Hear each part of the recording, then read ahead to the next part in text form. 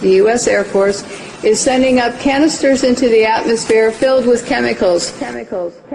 Another example is the array of technologies, often referred to collectively as geoengineering.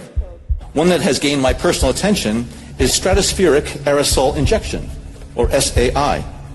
A method of seeding the stratosphere with particles that a fully deployed SAI program would cost about $10 billion yearly. As promising as it may be, moving forward on SAI would also raise a number of challenges for our government and for the international community and other geoengineering initiatives. We shall propose further cooperative effort between all the nations in weather prediction and eventually in weather control. What we're seeing now, and I first could not believe it, and I started looking at the skies, and these are not normal. They're not natural.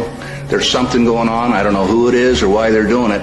All I can testify is it's not natural and it's not normal. It's got to be some outside influence doing that. I'm here to give you testimony that chemtrails, they're not contrails, are indeed real. They're spraying almost every day. I watch the clouds and watch the spraying program going on. I want to tell you that we're in very great danger from the pollution that's coming down over us. And we've been led astray by the military-industrial complex, and they're responsible for the cloud's creation and weather manipulation programs. They're dark operations. When you look up at the sun and you see a white haze, that is aluminum floating in the air right now, and it's coming from the aircraft. You want some figures? Okay, latest water test. Tested the rain.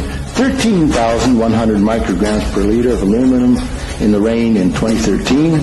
Normally, it should be zero. If people are finding contamination, wouldn't they come here to address it? Here, yeah. But nothing's being done? I don't know. We're investigating this, and there's a huge concern that people are getting sick. Well, I mean, we've interviewed several people. We've been here for a week. Yeah. So you're saying there is no concern? I mean, there is a concern. Many people in the county have told us that they've addressed specifically with you this very issue, and they're saying nothing's being done. That barium and aluminum is being dumped out of airplanes because they can see it in the contrails going over. Okay. Here's my question. If there's aluminum contamination, which is very toxic, is that something that you're supposed to deal with? If it's in the air. It appears that there is contamination. Does that concern you?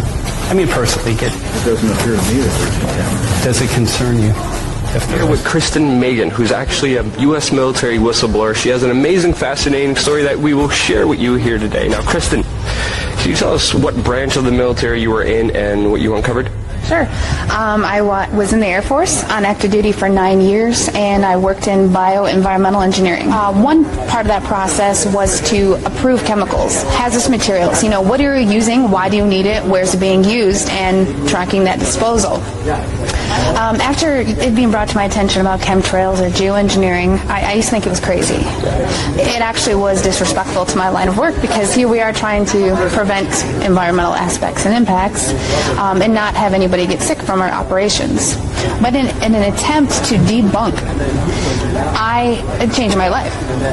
I started noticing things. I started noticing large quantities on the system where I would approve chemicals that did not have a manufacturer name, wasn't tied to a building. When I started asking questions, I slowly became demonized. A couple years passed after that when I asked again and people realized I was kind of being more vocal about it on social media. I was starting to be thrown into a mental institution and have my daughter taken away. Wow. That changed my life. I no longer view the military the same way, and I feel like after 9 years of trying to uphold an oath, I'm able to do that now. I feel they're getting ready to admit it, and they're trying to sell it to us. It's kind of like they sell that to us. They sell fluoride to us. Fluoride is a mining waste product. Well, how can we make that good? Put it in your water. So I think that they're trying to now kind of admit it and act like they're going to start doing it, and they've already been doing it. Okay, she's got the snow lit. Let's see what it does. It's not dripping at all. Okay. I've seen these things on YouTube about the snow not melting and just turning black when you put fire to it. So I'm going to go outside here, get some snow.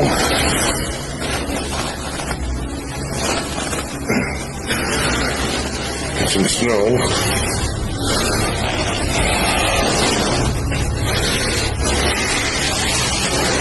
This snow I just picked up outside.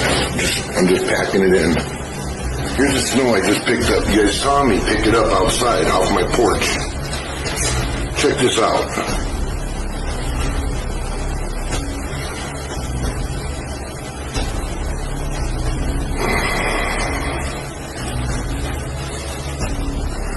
Dude, that is weird. It doesn't melt. There's no drops of water. That is weird. That is weird, man. Look, it just like turns black.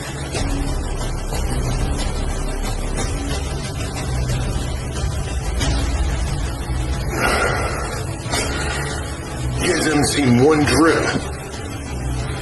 In the snow on Mount Shasta, pristine Mount Shasta, 61,000 micrograms per liter, 4 times the amount that is found in the soil up there. Where in the hell is this stuff coming from? But NASA is a corporation. I want you to know that. NASA has also conducted a research program in what they call metallized fuels. We're actually putting aluminum oxide right in the fuel because it has 2 atoms of aluminum and 3 atoms of oxygen.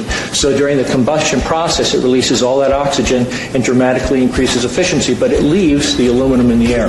Alex Dimitrick explains what we could see. Hi, my name is Rich Moore. I'm a scientist at NASA's Langley Research Center in Hampton, Virginia, in the United States.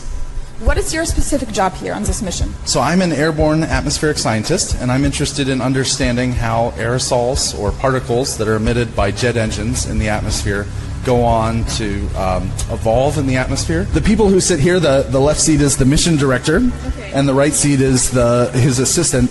And what they're doing is they're monitoring the power that's drawn by all of the different racks. And so they have full control over all of the different experiments, which is really important for a NASA flying laboratory. Yeah, we're trying to keep this thing as full as possible. Yeah. And there's a lot of trade-offs. We want to minimize, I talked about the sticky gases. We worry about particles being lost to the walls of the tube as well. We try to keep the tubing lengths as short as possible for the samples we're making. And so we have a number of different probes, each targeting a different size range. So some probes may target, say, 1 micron to 50 microns, and other ones may target larger particles. So a micron is 10 to the negative 6. So we're talking about 1,000 times bigger than those soot particles that I described. And so it's a big plane. We've got instruments mounted on the fuselage, and then we also have instruments mounted on the wingtips. Starting in 1993, it was called in vitro toxicity of aluminum nanoparticles in rat alveolar macrophages. That's a real fancy way of saying testing the effect of aluminum nanoparticles on the white blood cells in the little air sacs in your lung, the alveoli. And what they found in this 8-year study was that these particles, when you're exposed to them long enough, it suppresses the ability of your white blood cells to defend you from airborne infections coming into your lungs. So it suppresses your immune system. But they also found that these same particles, once they get into your system, they can actually go through the barrier in each one of the cells. They get inside the cells, and these particles can actually suppress the ability of mitochondria, which are in the cells that help to gobble up toxins and things that would be harmful to the nucleus and the reproduction process of the cells in your body. These processes are suppressed, and so essentially by breathing this material in, your immune system is dramatically suppressed. They said, we're going to control the weather by the year 2025. I asked them, what are they doing, spraying these chemicals on the public? I said, there's violation of United States Code 50 U.S.C. 1520, which prohibits the American government from experimenting on the U.S. citizens with chemical agents. I said that law also requires who's ever experimenting, when the federal government does it, that they have to report to Congress within 30 days. They wrote back, they said they don't know what I'm talking about. We have enough evidence that there's this spraying going all over the place. We were warned about the takeover of our freedoms by the military-industrial complex by both Eisenhower and Kennedy. They're gaining traction on us, folks. We are in trouble more than just a spraying program. All I can say is it's about time we get up in arms about this, because it is affecting our health. It's high time that we as citizens of this great country take action. The most amazing thing is that cloud up there, which was generated by the engine, and in about an hour's time, someone in Mississippi is going to get wet washing. It will actually rain. 13,100 micrograms per liter of aluminum in the rain in 2013. Normally, it should be 0.